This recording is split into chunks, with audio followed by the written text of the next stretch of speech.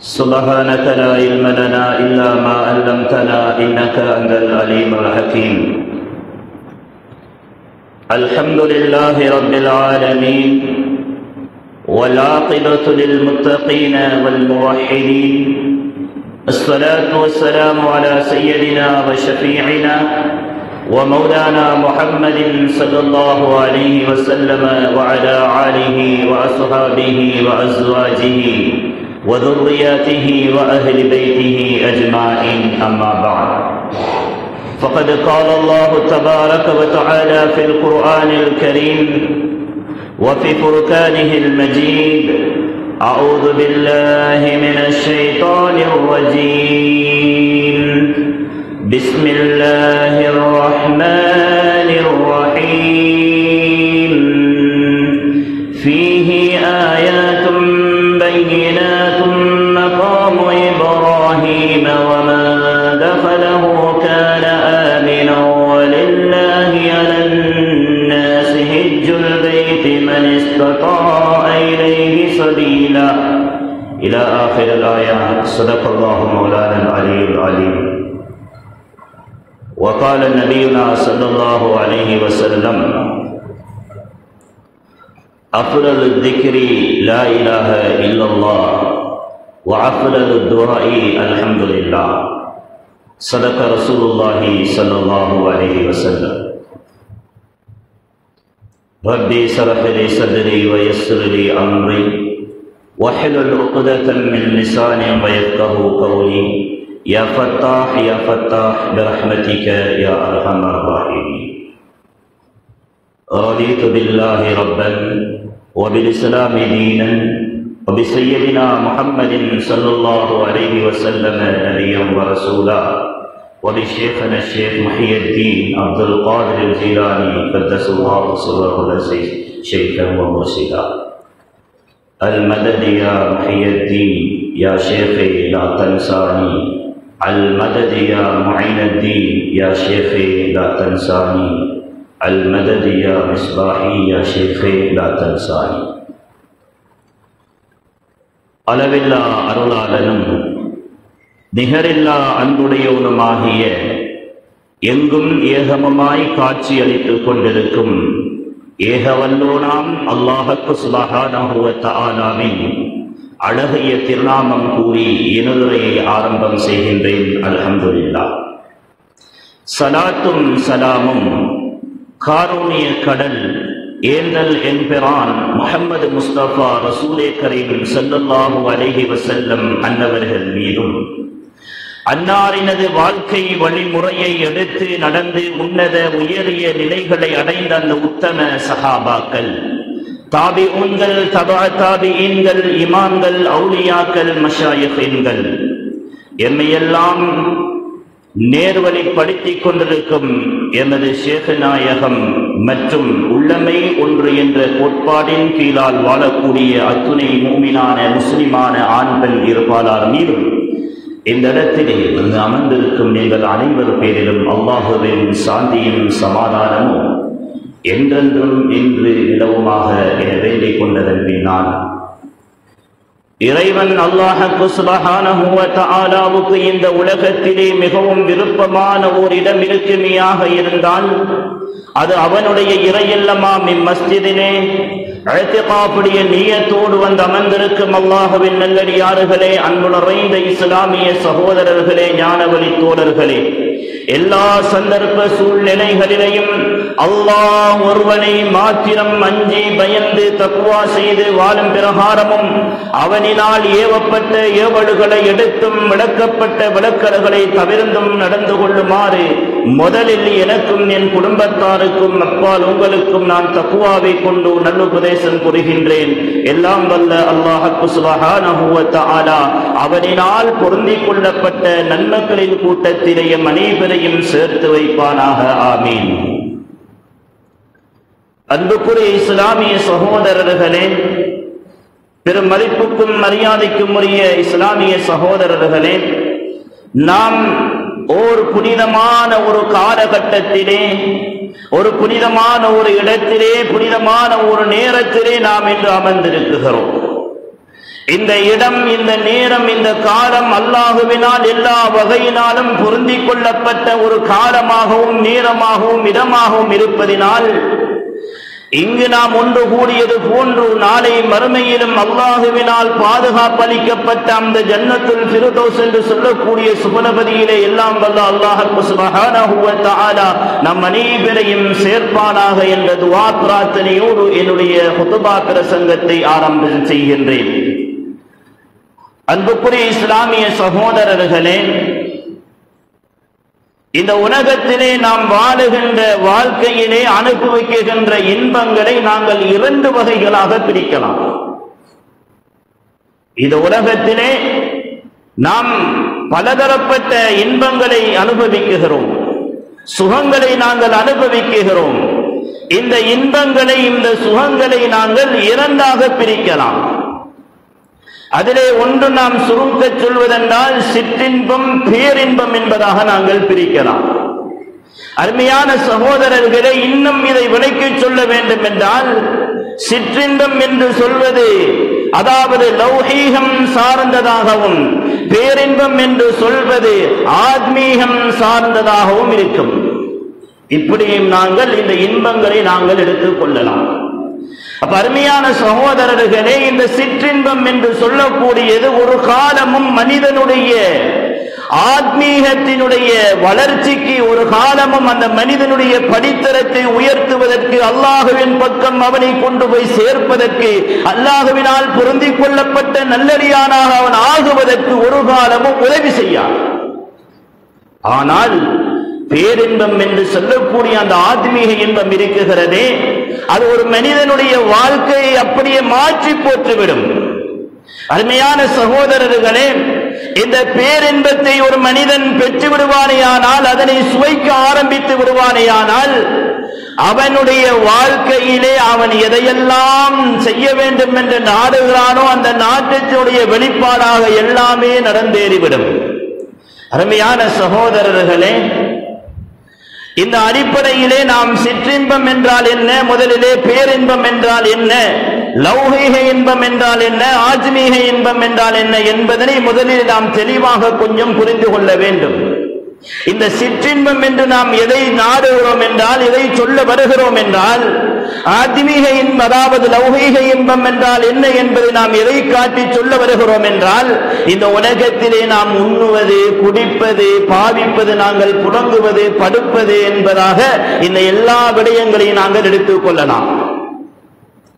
அருமையான சகோதரர்களே, அது வெளிப்படையான உறுப்புகள் அனுபவிக்கின்ற இன்பத்தை நாங்கள் சிற்றின்பம் என்றும் சொல்லலாம்.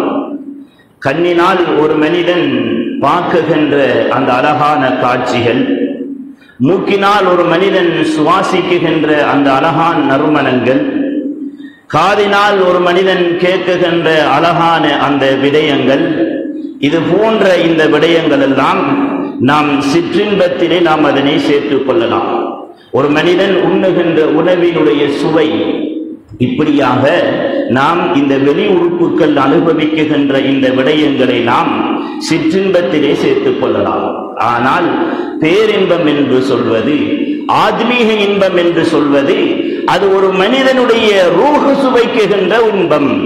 ஒரு மனிதனுடைய உள்ளம், அவனுடைய நஃப்ஸ், அவனுடைய ரூஹு அதிலே லயித்து போகின்ற, அது அனுபவிக்குகின்ற இன்பம். இந்த இன்பத்தின் மூலமாக அவனுடைய ரூஹு, அவனுடைய உடல், அவனுடைய எல்லா விடயங்களுமே என்ன செய்துவிடும் என்று சொன்னால் அந்த இன்பத்தை அனுபவித்து விடும். அருமையான சகோதரர்களே, இந்த இன்பத்தை ஒரு மனிதன் அனுபவிக்க வேண்டும் என்றால் முதலிலே அவன் ஹராம் ஹலாலை பேண வேண்டும். ஒரு மனிதன் என்றைக்கு அவன் சிற்றின்பத்திலே இருந்து தன்னுடைய இன்பத்தை பேரின்பமாக ஆக்கிக் கொள்ள வேண்டும் என்று ஆசை வைக்குகிறானோ, அப்போது இருந்தே அந்த மனிதன் முதலாவதாக கடைபிடிக்க வேண்டிய மிக முக்கியமான அம்சம், அவன் ஹராம் ஹலாலிலே மிகவும் பேணுதலுடையவனாக அந்த மனிதன் இருந்து கொள்ள வேண்டும். அருமையான சகோதரர்களே, நாம் ஹராம் ஹலால் என்றால் எப்படி விளங்கி வைத்திருக்கிறோம் என்றால், ஏதாவது ஒரு வட்டிக்கு கொடுத்தால், அல்லது விபச்சாரம் செய்தால், அல்லது நாங்கள் மது அருந்தினால், அல்லது கொலை செய்தால் இதுதான் பாவம், இதுதான் ஹராம் என்று நாங்கள் இன்று விளங்கி வைத்திருக்கிறோம். அருமையான சகோதரர்களே, இது ஹராம் ஹலால் என்பதற்குண்டான வரைவிலக்கணம் கிடையாது. ஹராம் ஹலால் என்பதற்குண்டான ஒரு சின்னொரு எக்ஸாம்பிள் நான் ஏற்கனவே சொன்னது எனக்கு ஞாபகம் இருக்கிறது. நாம் ஒரு வியாபார இடத்தில் ஒரு வியாபாரத்தை செய்கிறோம். அப்படி செய்கின்ற அந்த வியாபாரத்திலே நாம் ஒரு சாமானை வாங்குவதற்காக வேண்டி ஒரு விலையை நிர்ணயிக்கிறோம். அவனும் அந்த விலையை பொருந்திக் கொள்கிறான். உதாரணமாக மீன் வச்சுக்கங்களேன், நம்ம பகுதியில் மீன் மலிவாக விற்பனை செய்யப்படுகிறதுனால அதை பிரதான தொழிலாக கொண்டு இயங்கக்கூடிய ஊராக நமது ஊர் அதாவது பிரதிநிதித்துவப்படுத்தப்பட்டிருப்பதினால் அதை நான் முன்கூட்டி சொல்கிறேன். அதை உதாரணமாக்குகிறேன். ஒரு மீன் வியாபாரி மீனை விற்குகிறார். உதாரணமாக ஒரு மீன், ஏதோ ஒரு மீன், அந்த மீனுக்கு அவர் நிர்ணயித்த விலை 1000 ரூபாய் கிலோவுக்கு என்றால், நாம் அவரிடத்திலே பேரம் பேசி அதனை 900 ரூபாவுக்கு வாங்குகிறோம் என்று வைத்துக் கொள்ளுங்கள். வாங்குகின்ற அந்த மீனை நாம் அவர் சொன்ன அந்த விலையோடு நாம் எடுத்துக்கொள்ள வேண்டும். உதாரணமாக அவர் 1 கிலோ மீனை நிறுத்தி எங்களுக்கு 900 ரூபாய் தருகின்ற பொழுது நாங்கள் ஒரு சின்ன ஒரு பொடி மீனை தூக்கி போட்டுட்டு இதெல்லாம் கணக்கில் எடுத்துக்கவா நாம் தாங்க என்று சொல்றோம் இல்லையா? அப்படி சொல்ற நேரம் அவர் அதை மறுத்து கேளாம, அவருக்கு வியாபாரம் நடக்கணும் என்றதுக்காக வேண்டி அவர் அதை மறுத்து கேளாம என்ன செய்வார், அந்த மீனை எங்களுக்கு சேர்த்து தருவார் இல்லையா?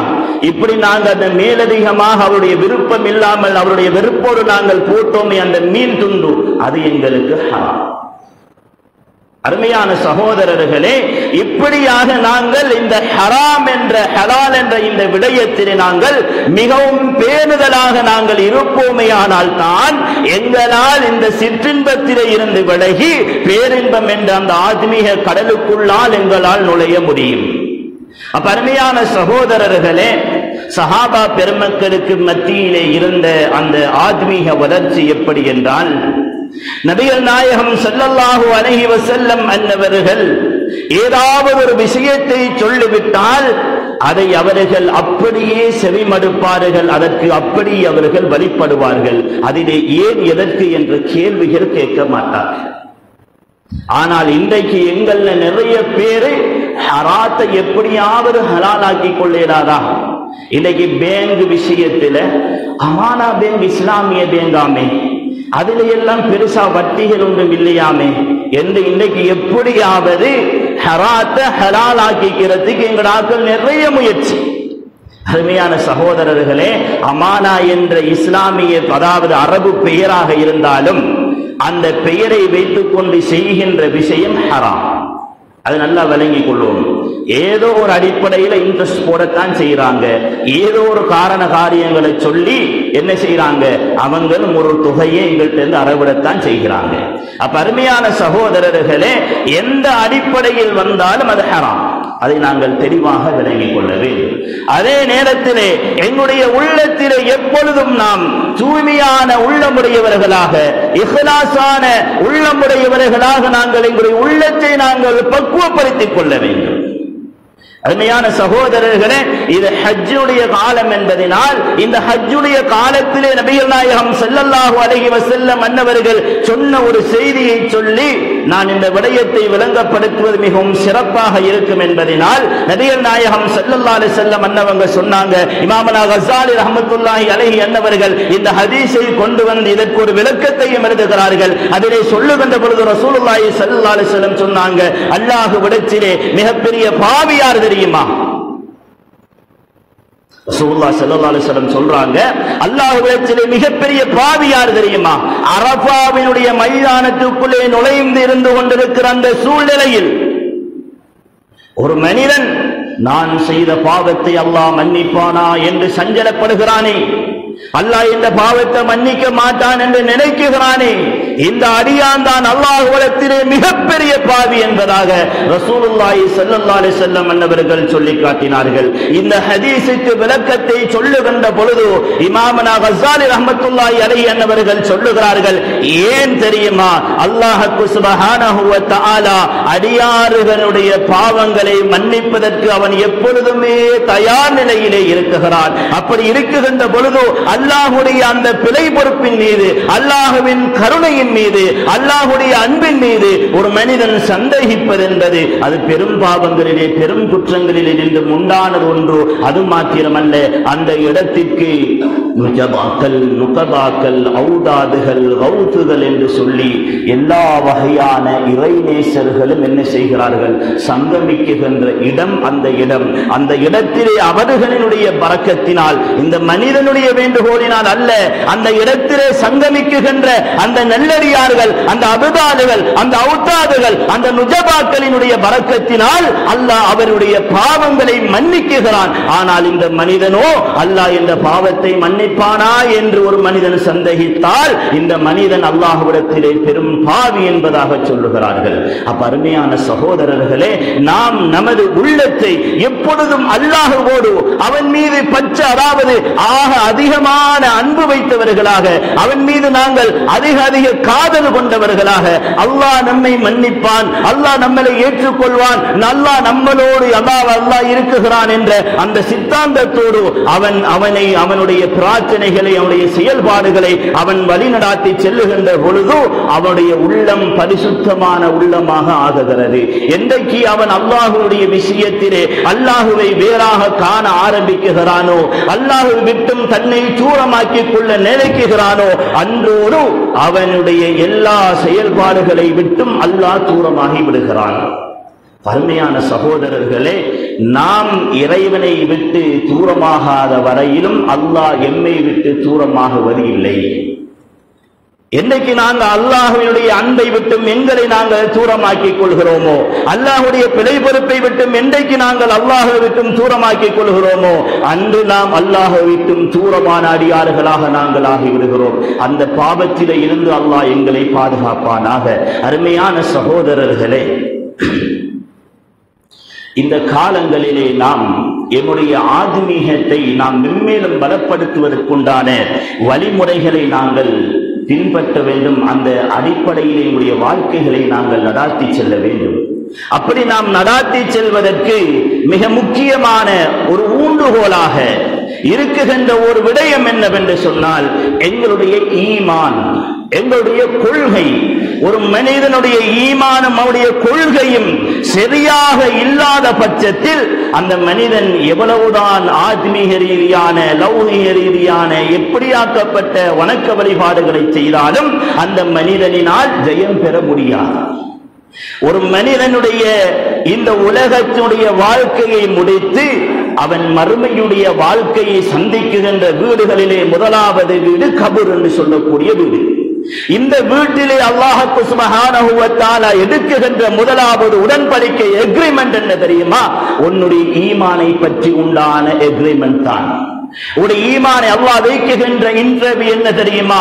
உன்னுடைய ஈமான் இந்த உலகத்திலே நீ வாழுகின்ற காலங்களிலே எப்படி நீ உன்னுடைய ஈமானை பலப்படுத்தி இருந்தாய் என்ற பரீட்சை தான்.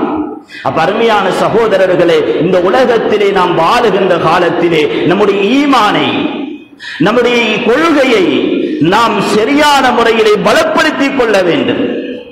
அந்த கொள்கையை நாம் பலப்படுத்திக் கொள்ளாமல், எமது ஈமானை நாம் பலப்படுத்திக் கொள்ளாமல் இரவு காலமெல்லாம் நின்று வணங்கியும் வேலல்ல, பகல் காலமெல்லாம் நாங்கள் நோன்பு நோற்றும் வேலல்ல, நாங்கள் இல்லாத ஏழை எளிய மக்களுக்கு எவ்வளவுதான் தான தர்மங்களை அள்ளி கொடுத்தும் வேலை இல்லை.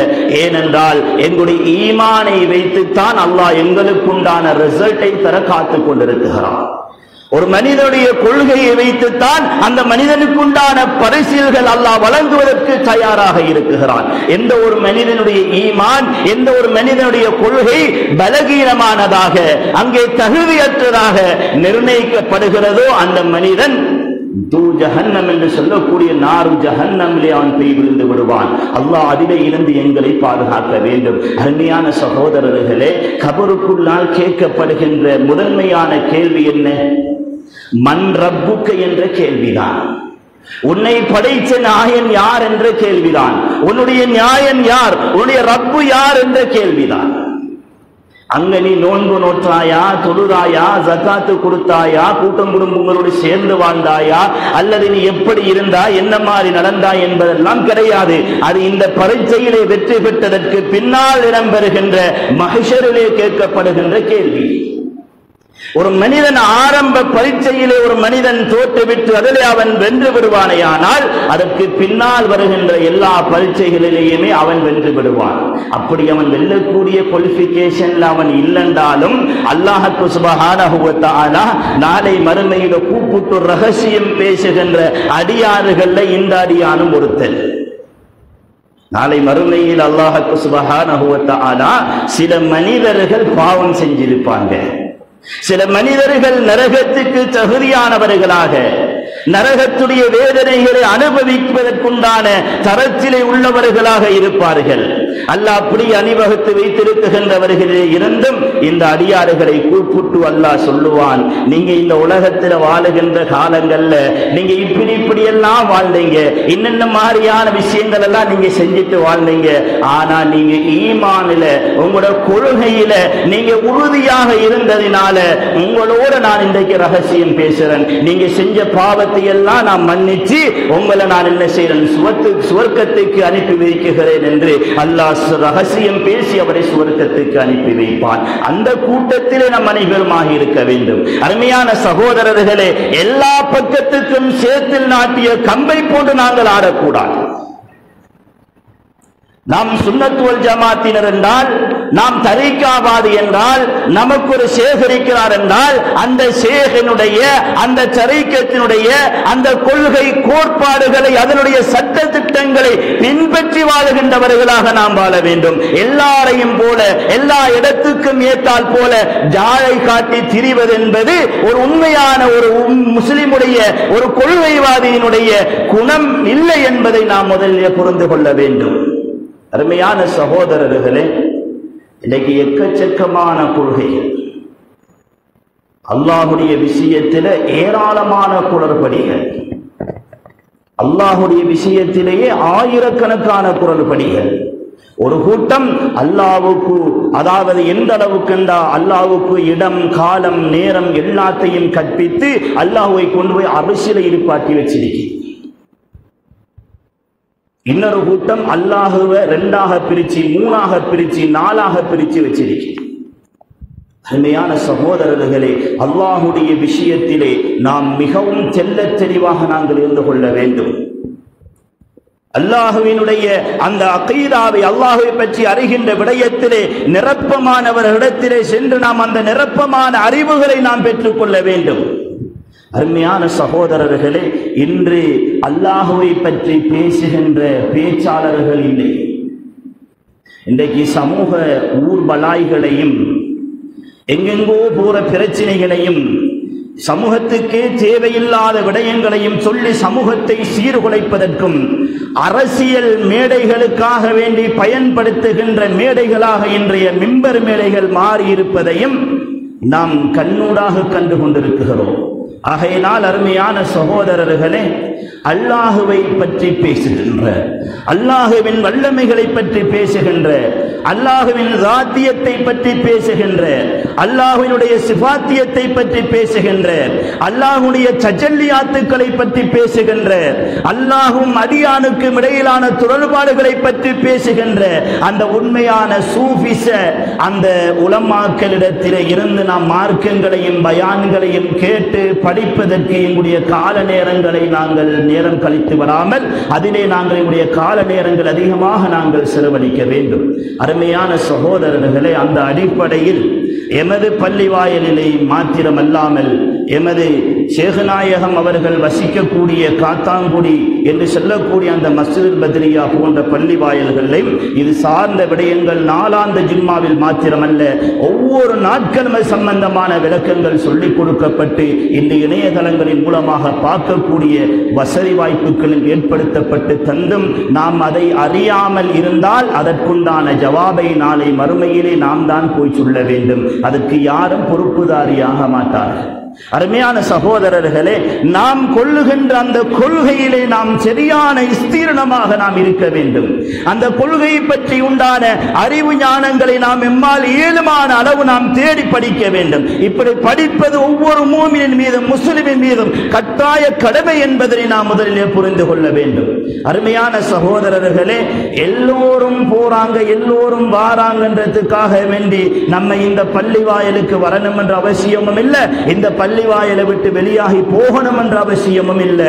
நாம் நம்முடைய மறுமையினுடைய வாழ்க்கை, கபருடைய வாழ்க்கை சிறப்பிக்க வேண்டும் என்றால், சிறப்பானதாக அமைய வேண்டும் என்றால் என்ன ஏது என்பதனை தேடி படிப்பது எங்கள் ஒவ்வொருத்தரின் மீதும் கட்டாய கடமை என்பதை நாம் முதலிலே புரிந்து கொள்ள வேண்டும். அருமையான சகோதரர்களே, அந்த அடிப்படையில் ஈமானிலே உறுதி கொண்டவர்களுடைய அந்த ஆத்மீக பேரின்பத்தை கண்டவர்களுடைய நிலவரம் எப்படி இருக்கும் தெரியுமா?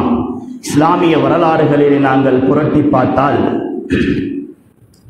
இமாமுனா இப்ராஹிம் அல் ஹவாஸ் ரஹ்மத்துல்லாஹி அலைஹி அன்னவர்கள் என்று பெரும் கொண்ட ஒரு மகான். இந்த மகான் ஹஜ்ஜி செய்வதற்காக வேண்டி நடைப்பயணமாக மேற்கொள்கிறார்கள். அந்த காலங்களில் பெருசா மாதிரி ஃப்ளைட்டுகள் டிக்கெட்டுகள் எல்லாம் இல்லை. அப்ப நடந்து போனா என்ன செய்யலாம்? ஹஜ்ஜி செஞ்சிடலாம். அப்ப ஒரு குறிப்பிட்ட நாளைக்கு முன்னால இருந்து என்ன செஞ்சிருவாங்க? நடைபயணத்தை ஆரம்பிச்சிருவாங்க. அப்ப ஹஜ்ஜிக்கு நாங்க எப்ப இருந்து இஹ்ராம் அணியலாம் என்று கேட்டா, ஷவ்வால் மாத பிறை தென்பட்டத்தில் இருந்து எங்களுக்கு என்ன செய்யலாம்? ஹஜ்ஜிக்கு உண்டான நியத்தை வைத்து இஹ்ராம் அணிய ஆரம்பிக்கலாம். அதனாலதான் நம்ம கேள்விப்பட்டிருப்போம், ஒரு மாசத்துக்கு முன்னால 40 நாளைக்கு முன்னாலே எல்லாம் என்ன செஞ்சிருக்கிறாங்க? பயணங்களை மேற்கொண்டு ஹஜ்ஜி அதாவது மக்கத்துல் முக்கர்ரமாவில் போய் சேர்ந்திருக்கிறாங்க. இந்த வரலாறுகளை நாங்கள் நிறைய படிச்சிருப்போம். அப்ப இமாமுனா இப்ராஹிம் அல் ஹவாஸ் ரஹ்மத்துல்லாஹி அலைஹி அன்னவர்கள் இந்த ஹஜ்ஜுடைய பயணத்துக்காக வேண்டி தன்னை தயார் நிலைப்படுத்தி கொண்டு இவர்கள் அந்த பயணத்தை மேற்கொண்டிருக்கின்ற அந்த சந்தர்ப்பத்திலே அவருடைய ஊரை தாண்டி போற நேரத்தில் அவருக்கு ஒரு உற்ற நண்பர் இருந்தால், ஒரு பாதிரியார், கிறிஸ்தவ மதத்தை சேர்ந்த ஒரு பாதிரியார். இந்த இப்ராஹிம் அல் ஹவாஸ் ரஹ்மத்துல்லாஹி அலைஹி அன்னவர்களை பற்றி அவருக்கு நல்லா தெரியும். இவர் அல்லாஹ்வுடைய இறை பொருத்தத்தை பெற்றுக் கொண்டவர், அல்லாஹ்வுக்கு பொருத்தமாக நடந்து கொள்ளக்கூடிய மனிதர், நல்ல சாலிஹான மனிதர் அப்படின்றதெல்லாம் அவருக்கு தெரியும். அப்ப இவர் பயணம் மேற்கொள்கிற நேரம் இப்ராஹிம் அல் ஹவாஸ் ரஹ்மத்துல்லாஹி அலைஹி அன்னவரிடத்தில் அந்த ஃபாதரியார் கேட்டாரு, நாயகமே நானும் உங்களோட வரவா? இமாம் அவர்களே, நானும் உங்களோட ஹஜ்ஜிக்கு வரவான்னு கேட்டோன்னே இமாமனா இப்ராஹிம் அல் ஹவாஸ் ரஹ்மத்துல்லாஹி அலைஹி அவங்க எதையும் யோசிக்கலாம், வாங்கல போகலாம் அப்படின்ட்டாங்க. இவர் இஸ்லாம் அல்லாதவர், இவருக்கு எங்க ஹஜ்ஜி கடமை, இவர் எப்படி வரலாம் அப்படி இப்படின்றதெல்லாம் அவங்க யோசிக்கல. என்ன செஞ்சிட்டாங்க? வாங்க போகலாம் என்று சொல்லி இப்ராஹிம் அல் ஹவாஸ் ரஹ்மத்துல்லாஹி அலைஹி அவங்களையும் கூட்டுக்கொண்டு இப்ப பயணம், 2 பேரும் பயணத்தை மேற்கொண்டு வைத்துக் கொண்டிருக்கிற அப்படி நேரத்தில் இவங்கள்ட்ட இருந்த உணவு நீரை தவிர வேறொன்றும் இல்லை, தண்ணி மட்டும்தான் இருந்துச்சு. 5 நாள் தண்ணியை குடிச்சே நடந்தாங்க. 5வது நாள் அந்த ஃபாதரியாரால ஏலாம். இவங்கள உடம்புல வலிமை இருக்குது. இது எதனால்ன்றதை இன்ஷா அல்லாஹ் நான் பின்னால சொல்லுவேன். அப்ப இவங்களோட உடம்புல வலிமை இருக்குது, இவங்க நடக்கிறாங்க, ஆனா அவருடைய உடம்புல வலிமை இல்லை, அவரால் இயலாது. அப்ப உணவு ஏதாவது வேணும் அப்படின்ற பொழுது அந்த இடத்தை பார்த்தா அங்க யாருமே உணவு கொண்டு தாரத்துக்கோ உணவு எடுக்கிறதுக்கோ எந்த ஒரு வசதி வாய்ப்பும் இல்லாத ஒரு அனந்தர பாலைவன பகுதியாக இருக்குது. அப்ப இனி செய்ய வழி இல்லை. இமாமனா அதாவது இப்ராஹிம் அல் ஹவாஸ் ரலியல்லாஹு அவங்கள்ட்ட அதாவது அந்த ஃபாதிரியார் சொன்னார், நீங்க உங்க ரப்பிடத்துல சொல்லி ஏதாவது உணவுக்கு ஏற்பாட்டை செய்யுங்க, நம்ம இல்லைன்னு சொன்னா இவ்விடத்தில் என்ன செஞ்சிருவோம், ஹலாக்காகிருவோம் போல இருக்கி அப்படின்னு சொல்லி அவருடைய நிலவரத்தை அவர் சொன்னார். அதுக்கு பின்னால இமாமனா இப்ராஹிம் அல் ஹவாஸ் ரஹ்மத்துல்லாஹி அலைஹி அன்னவர்கள் அல்லாஹ்விடத்திலே கையேந்தினார்கள். எப்படி துவா பிரார்த்தனை மேற்கொண்டார்கள் என்று சொன்னால், யா அல்லாஹ் எனக்கு அதைத்தான் இதைத்தான், அதை கொடு இதை கொடு இதை எடு அதை விடு என்று நான் எதுவுமே உனக்கிட்ட கேட்டதில்லை யா அல்லாஹ். ஆனா நீ என்ன கேட்க வைக்கலன்னாங்க. நீ எனக்கு அதைத்தா இதைத்தா அப்படின்னு சொல்லி உன்னிடத்துல கேட்க நீ வைக்கல.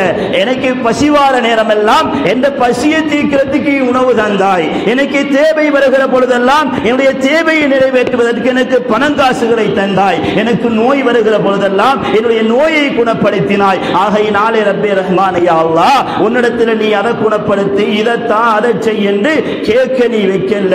ஆனா ரப்பே ரஹ்மான் யா அல்லாஹ் இப்பொழுது நான் உன்னிடத்திலே கேட்கிறேன். இப்படி நம்ம அல்லாஹ்விடத்தில் பணிவை நாங்கள் வெளிப்படுத்துவோம். நாங்கள் அல்லாஹ்ட்ட துஆ கேட்கிற நேரம் அல்லாஹ்வை நாங்கள் உயர்த்தி வைக்கணும்.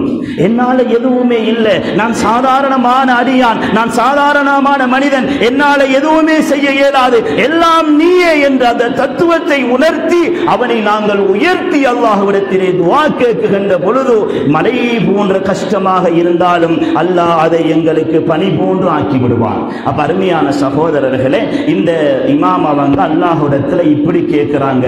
ஆகையினால் யா அல்லாஹ், இந்த அடியான் நினைச்சிட்டு இருக்கிறான், இன்னைக்கும் உனக்கும் இடையில பெரிய தொடர்பு இருக்குது, நீ நான் எதை கேட்டாலும் செய்வாய் என்று இந்த அடியான் நம்பி இருக்கிறான். நீ தரல என்று சொன்னா உன்னுடைய அந்த தொடர்பையும் என்னுடைய இந்த தொடர்பையும் இந்த அடியான் செஞ்சிருவான், தப்பாக புரிஞ்சிருவான். ஆகையினால யா அல்லாஹ், உன்னுடைய அந்த அந்தஸ்துக்கு ஏற்ற வகையில் நீ என்ன செய், எனக்கு ஒரு உதவி செய் அப்படின்றதோட அல்லாஹ்வுக்கு சுப்ஹானஹு வ தஆலா வானத்திலே இருந்து உணவு தட்டை இறக்கினான். அப்ப இவங்க ரெண்டு பேரும் என்ன செஞ்சாங்க, சந்தோஷமாக உண்டு கொண்டு மீண்டும் பயணத்தை ஆரம்பிக்கிறாங்க. அந்த மனுஷனுக்கு தெரியும் தானே, இப்ராஹிம் அல்-ஹவாஸ் ரஹ்மத்துல்லாஹி அலைஹி அவங்க கையேந்தி துஆ கேட்டா அல்லாஹ் உணவு கொடுப்பான் என்றது தெரிஞ்சதுனால அவர் அடம் பிடிச்சு அவரத்தை நின்று எனக்கு உணவு வேணும் என்று கேட்டாரு. அப்ப அதனால அல்லாஹ் அந்த வாக்குறுதி அவருக்கு நிறைவேற்றி கொடுத்தான். அப்ப இப்ப திரும்ப நடந்துட்டு போக்குள்ள இன்னும் 5 நாள் ஆகுது, மீண்டும் அதே பசி எடுக்குகிறது. இதுக்கு முன்னால இமாம் அவங்க முந்தி கொண்டாங்க, நான் சாப்பாட்டை கேட்கறதுக்கு முன்னால நம்ம பசிக்குது என்று சொல்லி நீ இப்ப உணவெடுத்து தா என்று சொல்லி நம்ம இவனுக்கிட்ட வச்சிருவோம் என்று என்ன செஞ்சாங்க, ஒரு வேண்டுகோளை வச்சு அவரத்தை நிப்பாட்டி சொன்னாங்க, ரொம்ப பசியாக இருக்குது, அதனால இப்ப என்ன செய்யுங்க, நீங்க என்ன செய்யுங்க, உங்களோட கடவுள் உங்களுடைய இறைவனிடத்துல கேட்டு நீங்க என்ன செய்யுங்க, உணவெடுத்து தாங்க. அங்க பரீட்சையை வச்சா இந்த மனுஷன் கையேந்தி ஏதோ முணுமுணுக்க முடிய ஒன்றுக்கு 2 உணவு தட்டு இறக்கப்படுகிறது, ஒன்றுக்கு 2 உணவு தட்டுகள் இறக்கப்படுகிறது. உடனே இப்ராஹிம் அல்-ஹவாஸ் ரஹ்மத்துல்லாஹி அலைஹி அவர்கள் ஆச்சரியப்படுகிறார்கள். அப்ப இந்த பாதிரியார் சொன்னாரு, சாப்பிடுங்க இமாம் அவங்களே. இவர் சாப்பிடுற மாதிரி இல்லை. ஏன், அந்த விஷயம் எங்கிருந்து எதற்கு யாரால எப்படி வந்தது என்பதை அறியாமல் சாப்பிடுவது இவருக்கு ஹராமே. ஆனா இன்றைக்கு எங்கட கூட்டம் அவன் சாமிக்கு தான் படைச்சான் என்று தெரிஞ்ச சாப்பாட்டை என்ன செய்யறான், கியூல போய் வாங்கி நின்று சாப்பிடுறான். தன்சல் அது இது என்று சொல்லிக்கொண்டு இன்றைக்கு அதை வேற பார்க்கறதுக்கு எங்கட சமூகம் போகுது. நபிகள் நாயகம் ஸல்லல்லாஹு அலைஹி வஸல்லம் சொன்னாங்க, இந்த என்னுடைய உம்மத்துக்கள் அந்த சிலை வணங்கிகளுக்கு உதவி ஒத்தாசை செய்யாத வரையில் என்ன செய்யாது, மறுமை நாள் கியாமத்து நாள் வராது என்று சொன்னார். இன்றைக்கு அந்த காலம் ஆயிட்டு. இன்றைக்கு பள்ளி வாசல்ல ஒரு மீலாது கொடி, ஒரு ரசூலுல்லாஹ் கொடி அல்லது ஒரு கௌத நாயகத்திய பேரில் ஒரு கொடி என்று சொல்லி நாங்க ஒன்றை ஏத்திட்டா இவனுக்கு சிறுக்கு. ஆனா பொசனுக்கு வெசாங்குக்கு போய் என்ன செய்யலாம், அவன் கொடியை நம்ம பள்ளி வாசல்ல ஏற்றி வைக்கலாம். இந்த அளவுக்கு ஈமான் அல்லாஹ் என்ன செஞ்சு வேறொன்றும் இல்லை. இது என்ன காரணம் என்று கேட்டா, உண்மையான முஸ்லிம்களை மூமின்களை சூபித்தவாதிகளை பார்த்து காபிர் முர்த்தது மதம் மாறியவர்கள் என்று சொன்னதனுடைய விளைவு இன்றைக்கு அவங்க அந்த பழி சொல்லுக்கும் இழி சொல்லுக்கும் ஆளாகுவதற்கு அல்லாஹ் வைத்திருக்கிறான். அல்லாஹ்வின் புடி.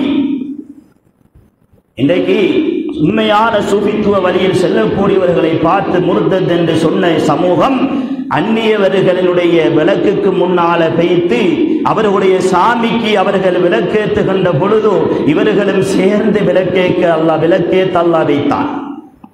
அதுல லீடர்மார் யாரு தெரியுமா, ஜம்மியத்துல் உலமாவுடைய தலைவர்மார். இன்றைக்கு ஜம்மியத்துல் உலமா தலைவருடைய சில புகைப்படங்களை பார்க்க கிடைச்சிச்சு. அந்நிய பெண்ணோட நின்று போட்டோ எடுக்கிறார். இப்ப விமர்சனம் எப்படி வருகிறது, அவருக்கு ஹத் அடிக்கணும் என்ற அளவுக்கு வருகிறது. இதெல்லாம் என்ன காரணம், உண்மையான சூபித்துவவாதிகளினுடைய விடயத்திலே மூக்கு நுழைத்ததினால் இன்றைக்கு மூக்குடைக்கப்படுகிறார்கள். நம்ம செய்யல, நம்ம எதுவும் பேசல, ஆனா அல்லாஹ் இன்றைக்கு அவன் பேச வைக்குகிறான். அவர்களுடைய நாற்றங்களை அல்லாஹ் இன்று வெளியாக்கி வீசி எறிகிறான். இன்றைக்கு சொல்வது தெரியாமல் ஓடுவது தெரியாமல் என்று திணறி போய் நிற்கிறார்கள்.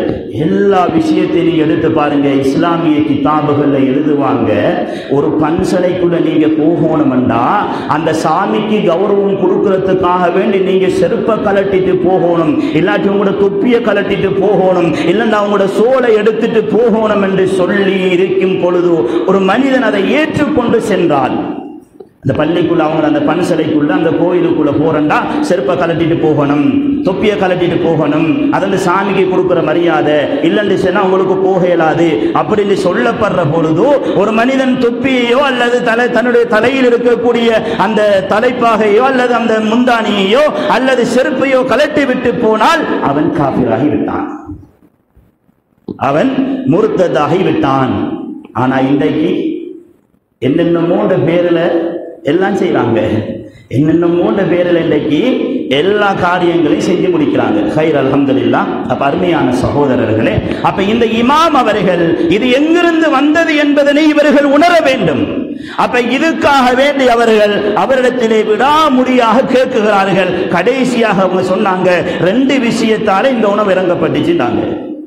அந்த 2 என்னன்னு நீங்க சொல்லணும், சொல்லலாட்டி நான் சாப்பிட மாட்டேன்னு புரிவாதமா இருந்துட்டாங்க. அப்பதான் அந்த ஃபாதிரியார் சொன்னாரு, இமாம் அவங்களே, நீங்கள் முதலாவதாக அல்லாஹ்விடத்திலே துஆ பிரார்த்தனையை மேற்கொண்டு உங்களுக்கு உணவளிக்கப்பட்ட பொழுது நான் உங்களுடைய ரப்பை நான் ரப்பாக ஏற்றுக்கொண்டு என்னுடைய மனதினால் நான் கலிமா சொல்லி இஸ்லாமாகினேன் என்றார். அந்த அற்புதத்தை பார்த்தோன்னே அந்த ஃபாதிரியார் இஸ்லாத்தை ஏற்றுக்கொண்டார். அப்ப அருமையான சகோதரர்களே, ஒரு மனிதனுடைய ஆத்மீகத்தினுடைய வளர்ச்சியுடைய உச்சகட்டம் பிற மனிதனுக்கு ஹிதாயத்து நசீபாகுகிறது. ஒரு மனிதன் பேரின்பத்தை அனுபவிக்கின்ற பொழுது அந்த பேரின்பத்தினுடைய வெளிப்பாடாக மனிதன் இங்கே பிரயோஜனப்பட்டு போய்விடுகிறான். அப்ப அருமையான சகோதரர்களே, அப்ப இமாம் அவங்க திரும்ப 2வது காரணம் என்ன என்று கேட்ட பொழுது, யா அல்லாஹ், இந்த இறைநேசரனுடைய பொருத்தத்தை பெற்ற இந்த அவுலியாவினுடைய பொருட்டினால் நீ என்ன செய்வாயாக, உணவு இறக்குவாயாக என்று சொன்னதினால் அல்லாஹ் 2 உணவு தட்டுக்களை இறக்கி வைத்திருக்கிறான் என்று சொன்னதாக வரலாறுகளிலே பதிவு செய்யப்பட்டிருக்கிறது. அப்ப அருமையான சகோதரர்களே, நாம் என்ன சொல்ல வருகிறோம் என்று சொன்னால், நபிகள் நாயகம் ஸல்லல்லாஹு அலைஹி வஸல்லம் அன்னவர்களுடைய பாசறையிலே வளர்க்கப்பட்ட சையதுனா அலியின் கர்ரமல்லாஹு வஜ்ஹஹு அன்னவர்களுடைய ஆத்மீக பலம் எப்படியாக்கப்பட்டது என்பதனை நாம் விளங்க வேண்டும் என்றால், இமாம் அதாவது நபிகள் நாயகம் ஸல்லல்லாஹு அலைஹி வஸல்லம் அவர்களுடைய ஆத்மீகத்திலே வளர்க்கப்பட்ட சையதுனா உமர் இப்னு கத்தாப் ரலியல்லாஹு அன்ஹு அவர்களுடைய பார்வையும் பேச்சும் எவ்வளவு தூரம் போனது என்பதை நாம் விளங்க வேண்டும் என்றால், முதலில் நாம் நம்முடைய ஈமானை பலப்படுத்த வேண்டும், எமது கொள்கையை பலப்படுத்த வேண்டும். நாம் அல்லாஹுவை அறிவதற்கும் அவனுடைய வல்லமைகளை புரிந்து கொள்வதற்கும் கால நேரங்களை நாங்கள் ஒதுக்க வேண்டும். அருமையான சகோதரர்களே, அல்லாஹ்வுக்கு சுப்ஹானஹு வ தஆலாவினுடைய தாத்தியத்தான சிபத்துக்களிலே இருந்து அல்லாஹ் அதாயியான சிபத்துக்களை அல்லாஹ் எங்களுக்கு தந்திருக்கிறான். அவனுடைய தாத்தியத்தான 7 வகையான சிபத்துக்களிலே இருந்து அல்லாஹ் 7 வகையான சிபத்துக்களை எங்களுக்கு அல்லாஹ் அதாயியாக தந்திருக்கிறான். அந்த சிபத்துக்கள் ஒரு மனிதனுடைய ஆத்மீகம் அவனுடைய பேரின்பத்தை அடைகின்ற பொழுது, அவன் பேரின்பங்களை அந்த மனிதன் ரூஹிலே காணுகின்ற பொழுது, அந்த அல்லாஹ்வுடைய அத்தாத்தியத்தான சிபத்து இந்த மனிதனுடைய அத்தாயியான சிபத்தை மீறி அங்கே தாத்தியத்தான சிபத்து அவனிலே வெளியாக ஆரம்பிக்கும். அப்படி வெளியாகிய தருணங்களிலே ஒன்றுதான் சையதுனா அலியின் கர்ரமல்லாஹு வஜ்ஹஹு அன்னவர்கள் ஒரு யுத்த களத்திலே இருக்குகின்ற பொழுது நாங்கள் கேள்விப்பட்டிருப்போம், கைபர் போர்க்களம். அதில் அவங்க எத்தனையோ பேர் சேர்ந்து தூக்குகின்ற கதவை தனி மனிதராக ஒரு கரத்திலே தூக்கினார்கள் என்று வரலாறுகள் நாங்கள் படிச்சிருக்கிறோம். இதை விடவும் இன்னொரு விசேஷமான ஒரு செய்தியை செய்தார்கள், வேலையை செய்தார்கள். இமாமனா அலியின் கர்ரமல்லாஹு வஜ்ஹஹு அன்னவர்கள் சிறுவராக இருக்குகிற அந்த தருணத்திலே அவர்கள் யுத்தத்திலே கலந்து கொண்டிருந்த அந்த நேரத்திலே அவர்கள் ஒரு ஈச்ச மரத்தையே புடுங்கி எடுத்துக்கொண்டு தோளிலே வைத்துக் கொண்டு யுத்த காலத்துக்குள்ளே பங்கேற்றார்கள். அப்ப இந்த பலம் எங்கிருந்து வந்தது? சாதாரணமான மனிதனால இயலுமா?